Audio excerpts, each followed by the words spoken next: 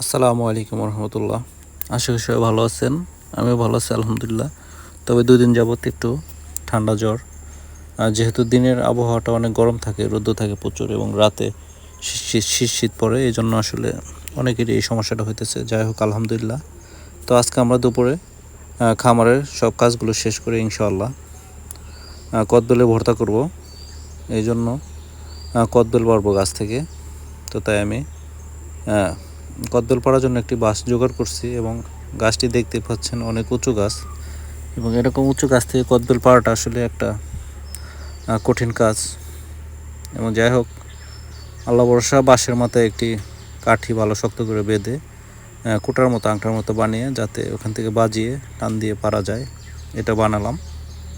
কারণ বাঁশ দিয়ে বাইরে কখনো কাঁচা বেল নিচে ফালানো সম্ভব না। তার কারণ হচ্ছে কদবেলের বটাটা অনেক শক্ত থাকে এবং হার্ড থাকে।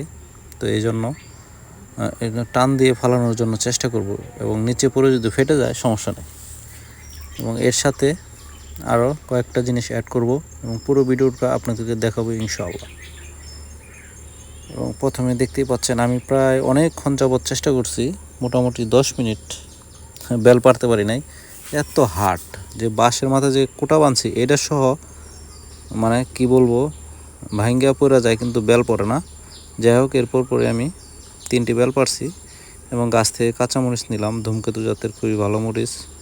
এবং এরপর পরই বেলগুলোকে ফাটাতে হবে, এবং দাওয়ের সাহায্যে ফেলগুলোকে ফাটাইছি অনেক কষ্ট করে। তারপরে এগুলোকে চামিচ দিয়ে আলাদা করব ভিতরের অংশগুলো। আসলে পাকা বেলটাকে আলাদা করা যায় খুবই সিম্পল, কিন্তু কাঁচা বেলটা আলাদা করাটা খুবই কঠিন একটা কাজ। এবং এর আগেও আমি 2বার এই রেসিপিটি বানিয়ে খাইছি, আসলে খুবই স্বাদ এবং খুবই ভালো। যাদের ঠান্ডা জ্বর এরকম থাকে, এই আচারটি বানিয়ে খেলে আপনার মাথাটা অনেকটাই হালকা হয়ে যায়। এবং আমি আজকে অ্যাড করব কাঁচা বেল, সাথে ধনিয়াপাতা, কাঁচামরিচ এবং পাকা জলপাই দিব। এবং এর সাথে চাইলে আপনারা আরও অন্য কাঁচা তেঁতুল, কাঁচকলা অ্যাড করতে পারেন। এবং এটা খুবই টেস্টি একটি আচার, এবং এটা ঠান্ডা মাথা ভার থাকলে মাথাটা আপনার হালকা হয়ে যায় অনেকটাই। এবং এরপর পরে এগুলোকে আমি ছাড়িয়ে নিতেছি, ছাড়িয়ে নেওয়ার পরে পাটা নিচ্ছি। এবং পাটাতে আসলে বাটাটা, এটা কিন্তু একটা, কখনো আসলে আমি বাটি নেই, আজকে ফার্স্ট, দেখি ইনশাল্লাহ কেমন হয়। তো পাটায় বাটাটা সিম্পল না, একটু কঠিন, তবে চেষ্টা করলে সবই সহজ। আসলে প্রথমে এগুলোকে আমি ছেঁচে নেব, আগে ছেঁচবো এবং তারপরে পিসবো, কারণ কাঁচা বেলা অনেক হার্ড থাকে, শক্ত থাকে। এই জন্য এগুলোকে আগে ছেঁচা দেবো, ধনিয়াপাতা, কাঁচামরিচ এগুলোকে ছেঁচা দেওয়ার পরে তারপরে এগুলোকে পাটায় সুন্দরভাবে বাটবো। এবং বাটার পরই এখানে লবণ, এবং যেহেতু টক অনেক বেশি, হালকা একটু চিনি দিয়ে মিক্স করব ইনশাল্লাহ। চাইলে আপনারাও বাড়িতে এই আচারটি বানিয়ে ট্রাই করতে পারেন। এবং এটি কিন্তু খুবই উপকারী, এবং অনেক উপকার, ঠান্ডা, কাশি এবং ভিটামিন সির একটি উৎস এখান থেকে আপনারা পেয়ে যাবেন, এবং নিমেষেই বানিয়ে ফেলতে পারবেন। যদি একা করেন সেক্ষেত্রে একটু সমস্যা হবে।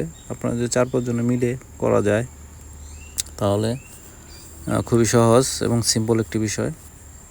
এবং এরপর পরই দেখতেই পাচ্ছেন পাটায় পিষতেছি। আসলে ছোটোবেলায় দেখতাম যে নানা নানি মাখারা পাটায় পিষে মরিচ, আদা রসুনগুলো বাটতেন, কিন্তু এখন আর এই যোগটা এখনটা নেই। এবং গ্রামে কিছু কিছু দেখা যায়, যেহেতু ব্লেন্ডার চলে আসছে। এবং এটা কিন্তু, পাটাটা কিন্তু আমাদের গ্রামের একটা ঐতিহ্য, এটা একটি সংস্কৃতি, এটা আমাদের ঐতিহ্য। এবং এরপরে আমার হয়ে গেছে ইনশাআল্লাহ। এরপর পরে আমি এগুলোকে মিক্স করে, এবং তারপরে যে দেখলাম সেই স্বাদ, সে একটি মজা। আপনারা চাইলে বাড়িতে এই রেসিপিটি বানিয়ে খেতে পারেন, এবং সবাই আমার জন্য দোয়া করবেন যাতে দ্রুত সুস্থ হতে পারি, এবং আমার এগুলোর ভিতরে বরকত দান করেন আল্লাহ তাআলা। আসসালামু আলাইকুম রহমতুল্লাহ।